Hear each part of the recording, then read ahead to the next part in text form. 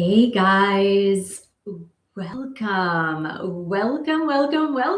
am so happy if you are joining me here today for Chat with the Author live Q&A. I want to welcome you here for this time we have together, and please do put something in the chat below. Say hello and say where you are watching from. And if you have questions about any of my 12 published books or about any other videos I've published on YouTube, I think I have now reached 2,000 videos on the main YouTube channel that you are watching right now at Michelle Fondin Author, which seems pretty incredible to me. I started posting on YouTube in 2011, believe it or not. And I wasn't posting very often back then, but I was promoting my yoga studio at the time. And if you go back and watch that first video from 2011, you'll see how scared I was to be on camera. It's quite humorous, actually. It's still me. I was very shy and very anxious. So 2,000 videos, that's totally crazy to me. I just saw that number when I went on my homepage today and I was like, what? I'm already at 2,000 videos. Totally insane. So if you are here, welcome. Say where you're from, put your question in the chat box. I'm going to be talking a little bit at the beginning of this live stream, and then I will dive into some questions that I have here. And I will also dive into the questions that you have put in the chat. Happy Tuesday evening. For those of you watching this on replay, or if you're watching this live, I'm here every 2 Tuesdays if I'm not on vacation, which if I'm on vacation, I'll let you know. But I'm here every 2 Tuesdays at 6 p.m. Pacific time, and you can always submit your questions in advance and watch it on replay if you can't be here live.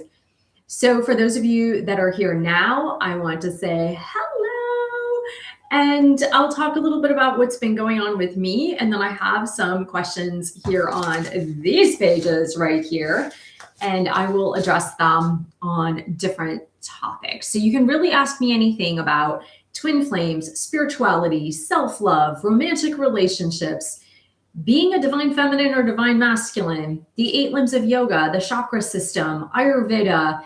Any of the topics I happen to be talking about are game for this live Q&A. So don't be afraid to ask your question, whatever it may be.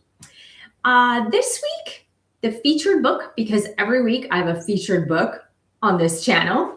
So this week, the feature book is The Empowered Divine Feminine. And if you did not yet catch the video that I posted yesterday, which is vlog number 29 on why do you want a romantic relationship, do check it out after this live stream. So the featured book is The Empowered Divine Feminine, and I'm doing a follow-up video later this week on the 7 wrong reasons to get into a relationship. And that is taken directly from my book, The Empowered Divine Feminine. I've been preparing for a half marathon. So I am running the Princess Half Marathon in Walt Disney World in Orlando, Florida on March 1st. So I have been training for that half marathon. The last time I ran a half marathon, it was 2017. I can't believe it's been 9 years since I ran my last half marathon. 2017, I did it in DC in, I think it was February or March, but we happened to have a cold front at that time. I think it was March, actually. We had a cold front. And so I ran a half marathon in DC in 17-degree weather. I kid you not. I was freezing. It was crazy because when you're running in 17 degrees, and we're talking about 17 degrees Fahrenheit, so well below freezing, I ran that half marathon, right, in 2017, in March of 2017 in DC in 17 degrees. And the problem with that is that you are still sweating. But when you sweat in 17-degree Fahrenheit weather, your sweat freezes. So then basically you're running with like icicles on your body. It was totally insane. So never again in cold weather. I'd rather be too hot than too cold. But I'm going to be running that March 1st. So I've been training for that half marathon and I have my costume. I am running in not a huge costume, right? I can't have too many clothes on me while I'm running, but it is the Princess Half Marathon. So I got my costume. I'm really excited. I'll be running as Princess Jasmine. So I love Aladdin. That is one of my favorite Disney Pixar movies of all time. So I'll be running as Princess Jasmine, but training for a half marathon is no joke, as I've realized as I'm training for it after all that time. I ran a 10-miler in September of 2025, and that was fine. But really, it makes a huge difference, those 3.1 miles extra from a 10-miler. So that's what I've been doing. So if you are just joining me now, please say hello. Give the video a thumbs up, engage. That's how YouTube recommends the live streams to outsiders or maybe people that have viewed my videos before. But engagement, honestly, is what counts with the live streams. So thumbs up, comments, saying hello, putting something in the chat box. It all really, really helps with engagement. So I am excited to continue these live streams here in 2026, and I know engagement will go up. This is still relatively new on my channel. It's very different from the live streams I've done in the past where I was doing tarot card readings, which I'm not doing anymore. Not doing that. I am doing it one-on-one, private one-on-one tarot readings, but just not doing it in the live streams. So, all right. So we're going to start with some questions and answers. And I'm going to start with some questions that I have here that viewers have actually asked, and I put them down on paper, and I'm going to address them one by one. And the first question that actually came to me, and this is kind of a hard one to answer, to be honest, but I'm going to give it a go. I'm going to give it a try. So the question is, how do I know if I am actually in a twin flame connection or it's just a karmic connection? Let's differentiate between that a little bit. So a twin flame connection is primarily a spiritual connection where there's a lot of unexplainable signs and symptoms that you have never experienced before in any other romantic relationship. And of course, many of you have found my channel through the 14 signs to know if you were a twin flame. So that's the most popular video I have on this channel. So a lot of you have come to me through that video, and I give those 14 signs that were present for me. It doesn't mean that they're present for every twin flame, but they were present there for me. So a twin flame connection, of course, is that spiritual connection. First, you're going to be experiencing a lot of things like telepathy, experiencing the heart chakra opening or that activation, and the feeling of unconditional love that you haven't felt before in the first go with somebody else. So there's a lot of spiritual signs and synchronicities that happen with a twin flame connection. If it's a karmic connection, you're not so much going to have those spiritual signs, synchronicities, telepathy, 5D communication, and all of that. But there may be similar triggers. And so you might be experiencing a lot of triggers that happen where you feel very attracted to them, but it's mostly because of the wounds that are opening. It's not necessarily because you're experiencing a lot of the spiritual stuff. So that's how you can differentiate between a karmic connection and a twin flame connection. And I actually produced a video, and I think it was like back in 2019. And I think I named the video, and it's entitled, "What is a Karmic?" And that is also on one of my twin flame playlists. You could probably just put that in the search bar on my YouTube channel, look up that specific video.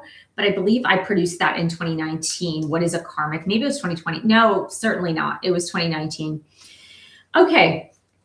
So the next question is, and of course, if you have questions, please put them in the chat and I will do my best to answer them. Okay, so the next question is about chakras and healing. So that's a really interesting thing. As some of you know, I've written a book back in 2018 that was published by New World Library that is entitled Chakra Healing for Vibrant Energy, Exploring Your 7 Energy Centers with Mindfulness, Yoga, and Ayurveda. And the question is, how do I know if a chakra is blocked? In spiritual circles, we talk a lot about Kundalini energy. We talk a lot about the 7 main chakras. And if you're getting a Reiki treatment with a practitioner, or if you're in a sound bath meditation, if you've never done a sound bath meditation, by all means, you have to try a sound bath meditation. They're absolutely spectacular. But usually someone who is leading a sound bath meditation is going to talk about the chakras before they start the sound bath meditation, or a Reiki healer is going to be moving through the chakras to see where there is energy that is blocked. So basically, the chakra is a ball of energy. It means wheel. It's a ball of energy, and there are concentrated energy centers within the body, especially along the spine, from the base of the spine through the crown of the head. You can do a simple body scan in meditation to see where you feel that there might be an energy blockage. This does take practice. If you're a new meditator, you might not be so aware. Another thing I do have on my website, if you go to freebies, the freebie tab on my website, michellefondinauthor.com, you can download a free chakra healing guided meditation where I take you through all 7 of the main chakras, and it's directly from my book, Chakra Healing for Vibrant Energy. You can download it for free, and you can sit quietly with your eyes closed, and I will guide you through each of the chakras. That is another way in which you can do that body scan to kind of feel into where an energy center might be blocked. But let's give you an example here, because I know that it can be a little bit confusing if you are new to the chakra system. So as an example, if you have a lot of issues in your solar plexus area, for example, where you might be experiencing some digestive disturbances, or maybe you have a lot of acid reflux, as an example, and you feel a lot of like fire in the belly because of that acid reflux, that would be a pretty good indication that you might have some blocked energy in the area of the solar plexus chakra. Why? Because the solar plexus is represented by the element of fire. And when you have too much acid reflux or too much acid, that is the element of fire. So that just means that the energy is trying to move through there, but it's being unsuccessful as it's trying to flow freely. And so you experience acid reflux. So that might be a good indication, if that makes sense to you. So you can move through the different areas of the body and try to see where you might be feeling some discomfort. And that is a way in which you can tell whether or not a chakra is blocked. And again, a Reiki practitioner can definitely help you with that. A massage therapist who is specialized in chakra healing or Reiki can definitely help you with that. Or even doing things like chakra meditations or sound bath meditations are really great ways to pinpoint where those energy blockages might be as well. Okay, so again, if you're joining me now, I want to welcome you here. Thank you so much for joining me here today. Put something in the chat, say hello, say where you're viewing this from, and put in a question. Let's engage. Let's have fun with this. Okay, so let's go on to the next question here. How do I know if meditation is actually working for me?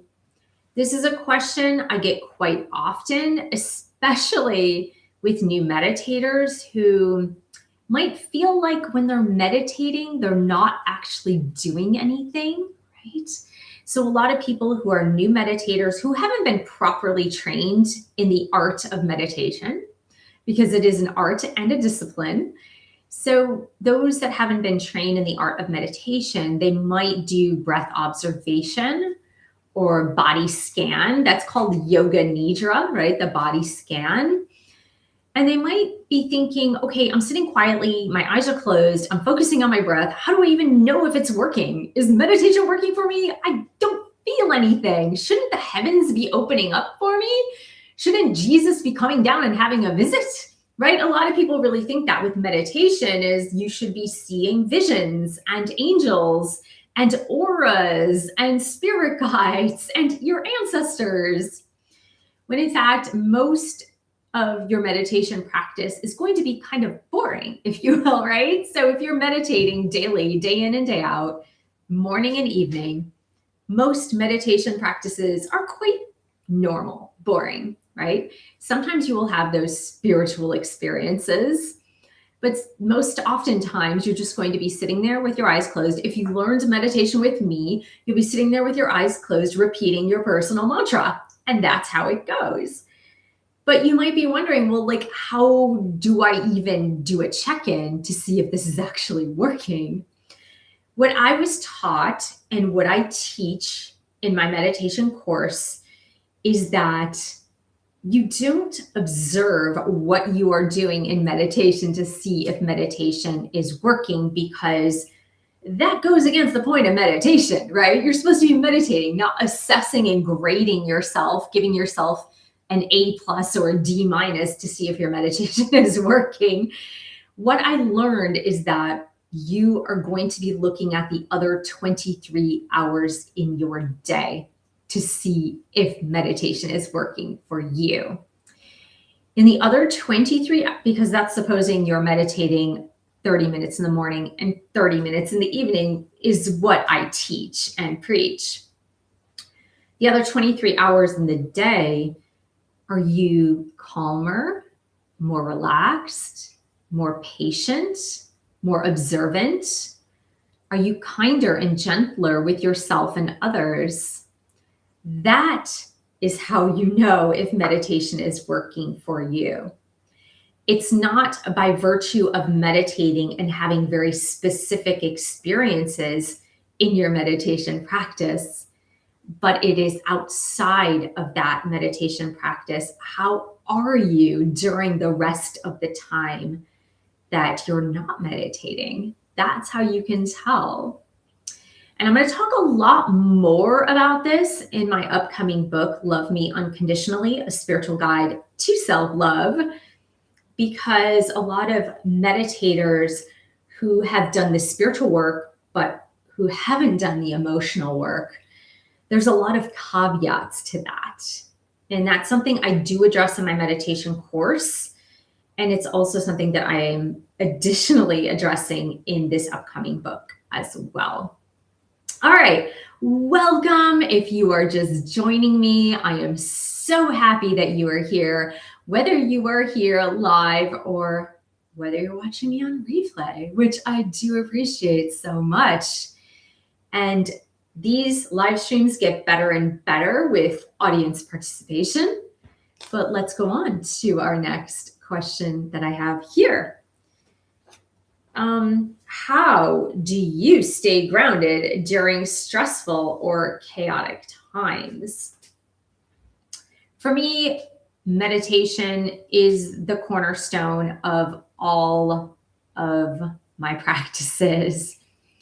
If I'm going through any chaos, any hard times, any stressful times, I will meditate more, because you can meditate more than twice a day, although twice a day is the recommended dose. But you can definitely meditate more than twice a day. I love journaling. I journal all the time. I journal in the morning. I journal at night. I journal when I am feeling stressed out. That is the key to helping get your emotions out or getting your thoughts out on paper. Because the worst thing that can happen during stressful times, and believe me, I know, because if you know anything about my story, I suffered greatly from anxiety in my late 20s, early 20s, late 20s, throughout my teens. But I suffered greatly from anxiety and panic attacks. And it was journaling and meditation that definitely helped me to overcome that. Because when you're in that anxious mode and the thoughts are circular, they keep recycling over in your head, and then they get worse and worse and worse, don't they? It seems like they just keep taking on more debris. So you're trapped in your head, the thoughts keep churning, and then the thoughts actually get worse because they keep churning and then they collect some more debris. So when you journal before meditation, for example, when you journal, you're getting everything out. You're just putting it down on paper. You're getting everything out. And so those thoughts are not so circular anymore. And so that's how I manage my stress and anxiety, is by meditation and journaling. There are so many other practices that I have under my belt, but those are the two primary ones. All right. We're going to continue here for about 9 more minutes. It's 6:21 right now. So if you have questions, please do ask your questions. Otherwise, I will continue with a couple more questions that I have here on these pages. So this one comes a lot, especially with people from other countries. I live in the United States. I do coach a lot of people from Europe, from Asia, from the Middle East, from various countries, India, for example.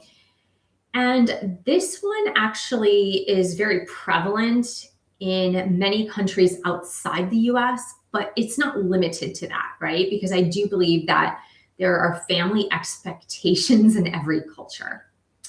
So the question is, how do I trust my intuition when it's in conflict, in direct conflict with my family's expectations?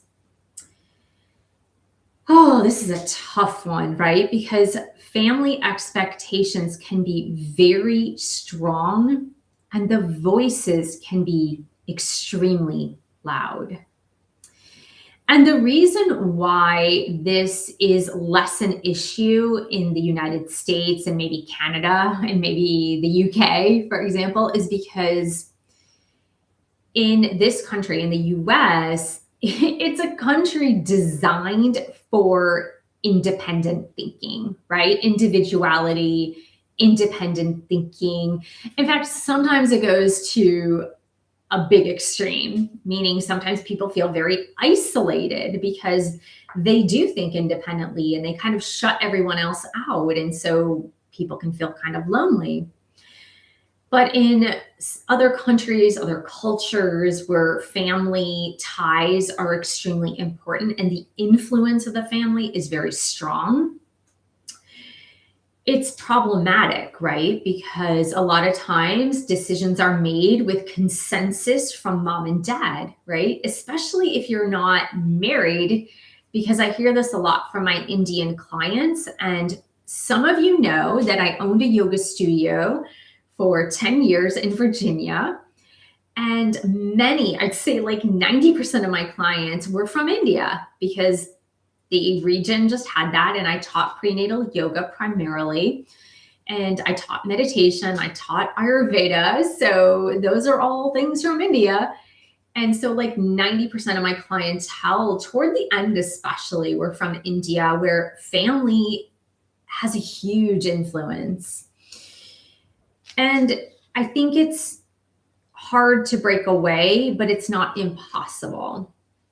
And I feel like having a discussion and setting proper boundaries is the turning point at which you can start to have those conversations that I feel that this is right for me and my life. And while I respect tradition, or while I respect your opinion, mom, dad, aunt, uncle, sister, brother, grandparents, well, I respect that. I feel that this is the right move for me. And it's just those continuing conversations while being respectful to what they have said. So I think a lot of the difficulty comes when we are spiritually growing, when we are growing into our own, especially when it comes to, for example, leaning towards spirituality and leaning away from the religion in which you were raised. A lot of times there's a lot of confrontation with families during those times where families can be pretty upset that you're going your own way and you're not going with a traditional model. But I feel like it's all within the boundaries of respect for their beliefs, and asking them to have respect for your new forming beliefs. And sometimes that takes time, because sometimes you're not even sure when you're spiritually awakening. You're not even sure of your own beliefs yet, right? You're not even sure you want to totally reject what you were raised with, and maybe you don't. So it's just saying, well, maybe right now I'm just exploring myself a little bit more, and I'm exploring my belief systems. I'm just asking you for a little bit of time. So if I don't go to church or temple or synagogue or whatever, if I don't go with you, parents, grandparents, sisters, and brothers, this is just an example. It's not that I'm disrespecting you. I'm just trying to find my own path, right? So there are ways in which you can do that. If you're joining me right now, I want to welcome you here. Thank you so much for joining me. Please put something in the chat if you're just joining, or if you're joining me on replay, I want to welcome you here as well. I'm here every 2 Tuesdays at 6 p.m. Pacific time, and you can ask any question about the topics I discuss on this channel and in my books. All right, we're going to do one more question, unless you guys have questions to post. And that last question is, which one of your books was the hardest to write and why? The most difficult book I ever wrote, and I think probably will ever write, is the book, I'm going to show you, a little show and tell here, is the book Enlightened Medicine, Your Power to Get Well Now. Ooh, the camera is not focusing. There we go. An integrative approach to healing the 7 deadly lifestyle diseases. This was by far the most difficult book to write, because it is and was heavily researched. So many articles, so many books, interviews with doctors, so many things. So this book by far was the most researched and cited. I mean, the citations alone, the notes, like the end notes alone probably are like 20 or 30 pages. So this book was heavily researched. It's a great book, to be honest. It is one of my least read books, but it is a wonderful book.